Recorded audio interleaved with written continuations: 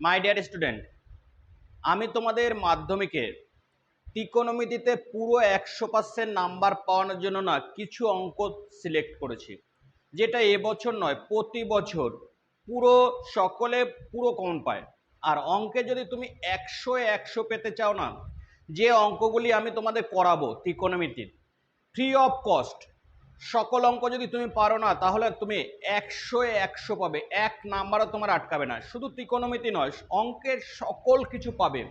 অতএব তুমি না চ্যানেলটি সাবস্ক্রাইব করে রেখে দাও, আর শুধু দেখে রাখো যে কিভাবে করাচ্ছি, কত সোজা করাচ্ছি। হয়তো তোমার মনে হবে যে এত সোজা হতে পারে, দেখতে থাকো আর সাবস্ক্রাইব করে রাখো।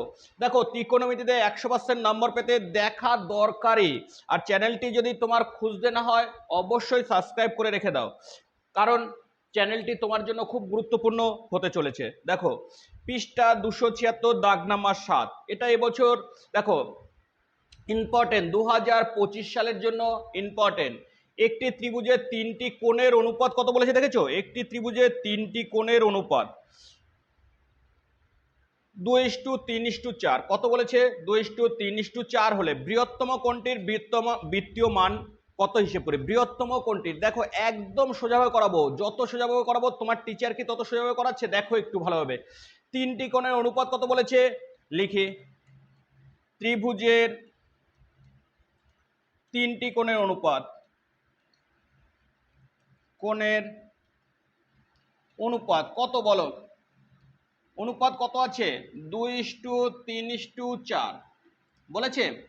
এবার বলেছে বৃহত্তম কোণটি, তাহলে অনুপাতের যোগফল কত? দেখো অনুপাতের যোগফল কত হবে জানো? যোগফল একদম সোজা, তোমরা জানো এগুলো যোগ করলেই হয়ে যাবে। 2+3+4 সমান কত?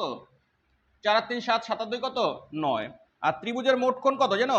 ত্রিভুজের মোট কোণ, তোমরা জানো ত্রিভুজের মোট কোণ কত হয় জানো তো?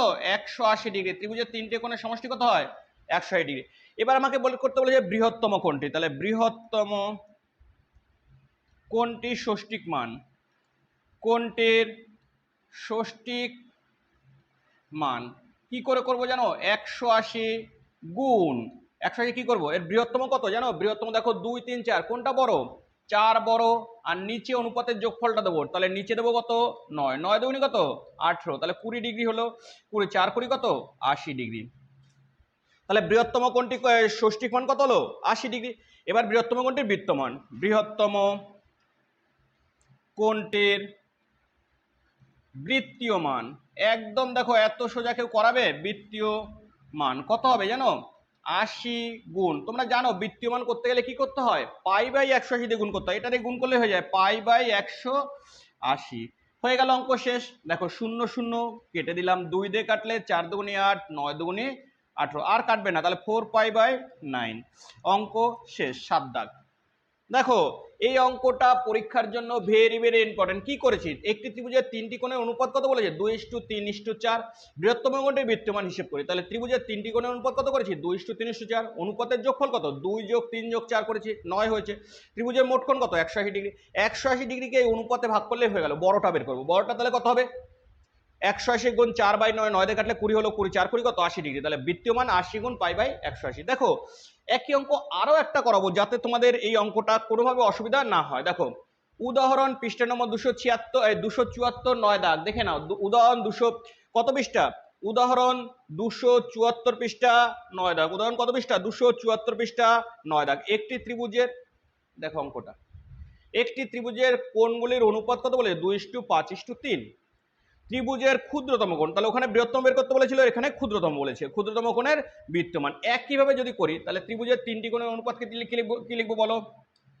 ত্রিভুজের তিনটি কোণের অনুপাত, কোণের অনুপাত কত বলো? অনুপাত আছে কত? 2:5:3। অনুপাতের যোগফল কত? অনুপাতের যোগফল বলো, যোগফল কত হবে? যোগ করে দেবো, তাই না? 2+5+3, তাহলে কত হবে? 5 আর 3 8 আর 2 10। তাহলে ত্রিভুজের তিনটি কোণের সমষ্টি কত? ত্রিভুজের তিনটি বলো ত্রিভুজের 3টি কোণের সমষ্টি কত হবে?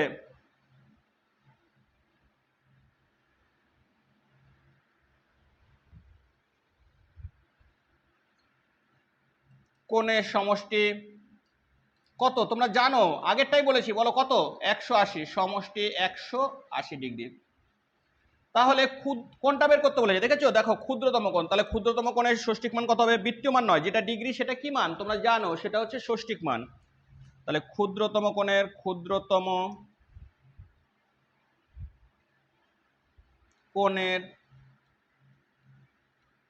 ষষ্ঠিক মান কত হবে জানো তোমরা? বলো দেখি।